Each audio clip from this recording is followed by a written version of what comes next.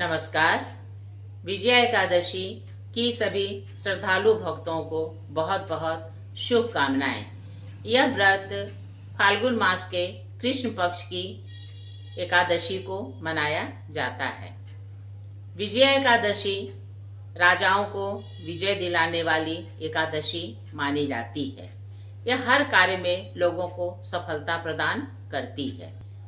जगत के पालनहार श्री विष्णु जी इस व्रत के अधिनायक हैं। उनकी माता लक्ष्मी के साथ पूजा की जाती है और व्रत रखा जाता है। युधिष्ठिर एक बार राज सिंहासन में बैठे हुए थे और आंख बंद करके कृष्ण जी का चिंतन कर रहे थे। बस तुरंत ही पलक झपकते श्री कृष्ण उनके सामने प्रकट हो गए और उन्होंने अपनी चिर परिचित मुस्कान के साथ कहा, कहो कुंती पुत्र, तो मुझे क्यों याद कर रहे थे।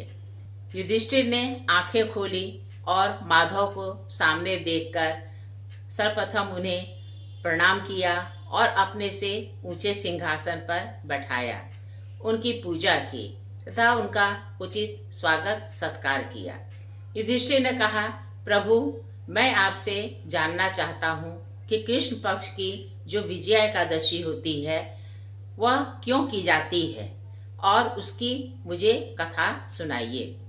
श्री कृष्ण ने कहा कि हे युधिष्ठिर, सुनो। एक बार नारद जी ने कमल के आसन पर विराजमान होने वाले ब्रह्मा जी से प्रश्न किया, सुरश्रेष्ठ, फाल्गुन के कृष्ण पक्ष में जो विजया नाम की एकादशी होती है, कृपया उसके पुण्य का वर्णन कीजिए। ब्रह्मा जी ने कहा, नारद सुनो, मैं एक उत्तम कथा सुनाता हूँ जो पापों का अपहरण करने वाली है। यह व्रत बहुत ही प्राचीन, पवित्र और पापनाशक है। यह विजया नाम की एकादशी राजाओं को विजय प्रदान करती है, इसमें तनिक भी संदेह नहीं है। पूर्व काल की बात है।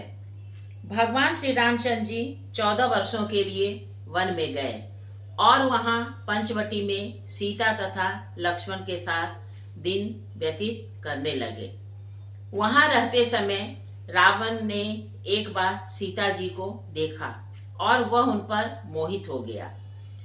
उसने बहुत ही सोचा और एक दिन छल से सीता जी को भिक्षा लेने के बहाने आया। जटायु ने सीता जी के बारे में बताया कि रावण ने सीता जी का अपहरण कर लिया है।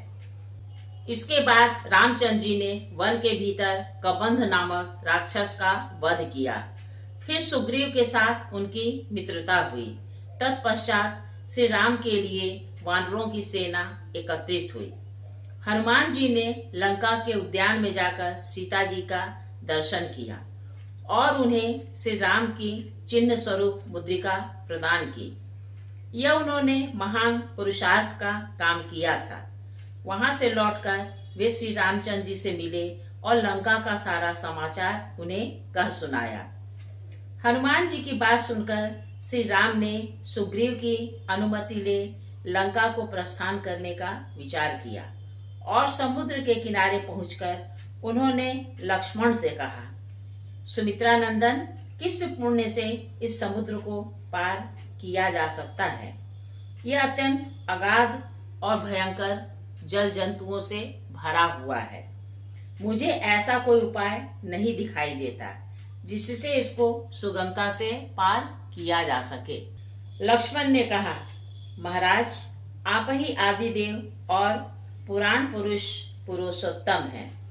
आपसे क्या छिपा है।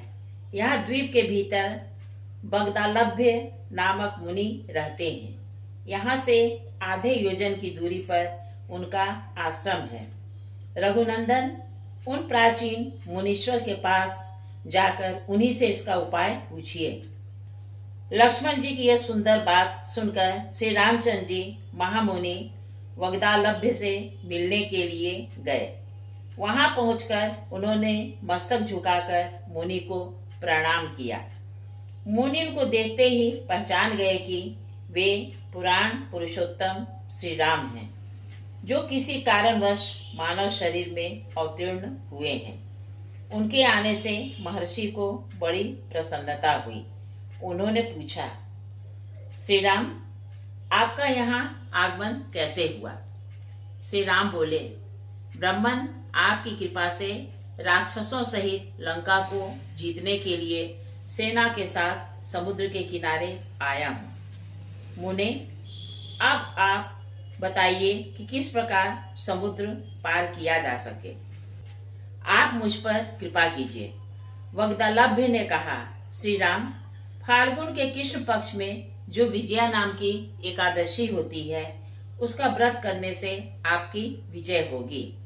निश्चय ही आप अपनी वानर सेना के साथ समुद्र को पार कर लेंगे।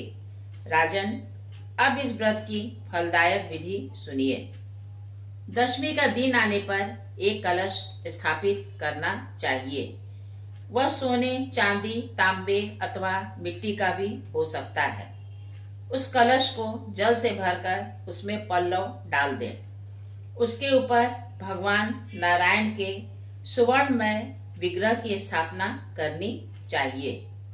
फिर एकादशी के दिन प्रातःकाल स्नान करना चाहिए।